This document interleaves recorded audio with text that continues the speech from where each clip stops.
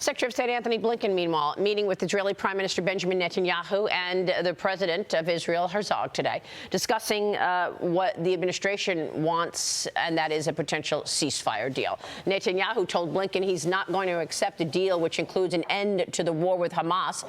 Blinken urged Hamas to accept the latest proposal. Watch this. We're determined to get a ceasefire that brings the hostages home, and to get it now. And the only reason that wouldn't be achieved is because of Hamas. There is a proposal on the table, and as we've said, no delays, no excuses. The time is now, and the time is now long past due to bring the hostages home to their families. Anthony Blinken inspiring there. Joining me now is Heritage Foundation Vice President of National Security and Foreign Policy and Deputy National Security Advisor under President Trump, Victoria Coates. Victoria, thanks very much for being here. Give us your reaction to what's taking place here on college campuses and the administration's efforts to get Netanyahu to agree to a ceasefire.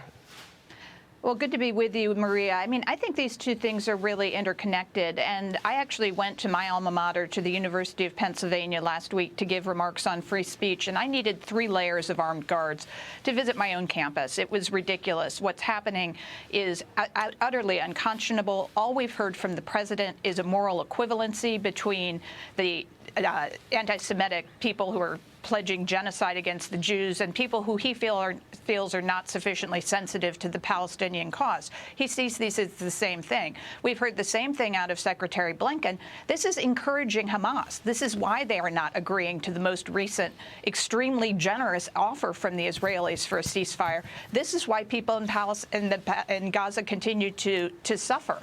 And so I think the administration should just get out of Israel's way and let them finish this job and get rid of Hamas. I mean, what are we hearing from Hamas? I mean, you saw Blinken there speaking to Hamas as if Hamas is watching his meetings, which it's unlikely.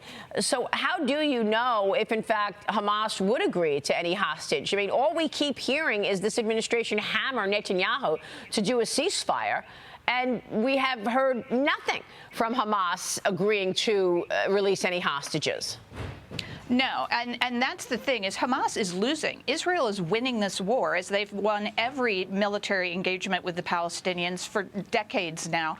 And so the Palestinians are losing. And that's what needs to be communicated to Hamas. This is going to end. You're going to lose.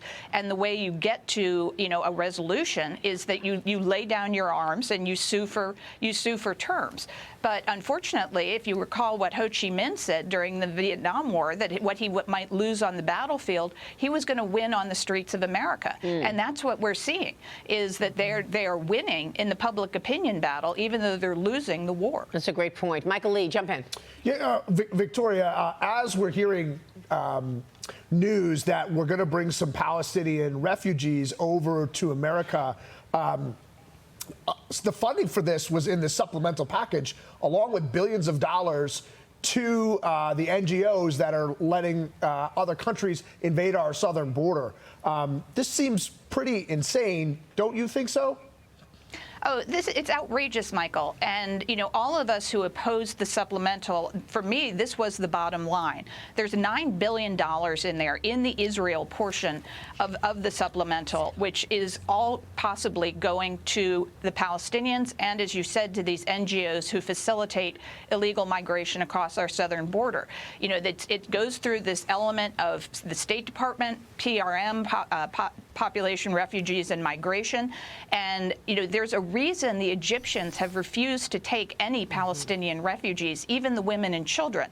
They live next door. They know. And as Cheryl just reported, 70% support October 7th style attacks. 75% support Hamas. And these are the people we're going to try to bring into our country and permanently settle. Yeah. And what we know now is that the White House is mulling this idea. They're mulling bringing some Palestinian refugees into the U.S. CBS News reported it, that senior officials across several federal U.S. agencies have discussed the practicality of different options to resettle Palestinians from Gaza, who they say have immediate family members who are American citizens or permanent residents. Victoria, I mean, this is very much in line with what the administration has been doing, and that is basically making Israel the bad guy. You know, they want to do something for the Palestinian side. And on the Israeli side, all we keep hearing is, we told him we don't like where he's taking this war. We told him he needs to do a ceasefire. You know, making Netanyahu and Israel the bad guy. Well, and again, this ironically perpetuates the violence, because what the administration should be doing is standing unequivocally with Israel, our great and good ally, you know, one of the only functioning democracy in the Middle East, and you know, a huge source of strength and security to the American people. Instead, they're undermining them. They're undermining them at the United Nations. They're not condemning the potential action from the International Criminal Court, which would be a disaster for Israel if senior officials like Prime Minister Netanyahu were indicted by the ICC. It would be open season on Jews at that point. This is outrageous. Yeah. And instead, as you say, they're playing a double game. Right. And as Michael just mentioned, we still have a wide open border. We don't know who's in the country. And you've got Secretary Blinken threatening that they're going to do sanctions on the Israeli Defense Forces. It's extraordinary that they would be discussing this now in the middle of their fight for survival. Let me get your take on who might be behind these protests, because what we're hearing increasingly is that it's not just students that are in the crowd. It's outside groups that are adding on to the chaos. Do you believe that it's Iran, China, George Soros? Who is behind it? Mehek, you made a comment earlier about the tents. They all look the same. Somebody's paying for this, right? Oh, it's a coordinated attack. They're spending over $500 for North Face tents. These college students can't afford it. So you have to ask the question. It begs the question, who are these people? And we're never going to find out, Maria, because they have masks on. They're agitators. These are called domestic terrorists. And the Biden administration should be taking action immediately. What they're doing overseas with Israel, as Victoria has mentioned, is the same thing in our border. They're allowing for domestic terrorists to come in through the southern border, and they're allowing domestic terrorism on our campuses. I mean, if any of these people had a MAGA hat on, forget about it. They would be in jail, I guess, Victoria. Oh, absolutely. And all you have to do is look at the information that's being pushed through TikTok to our young people.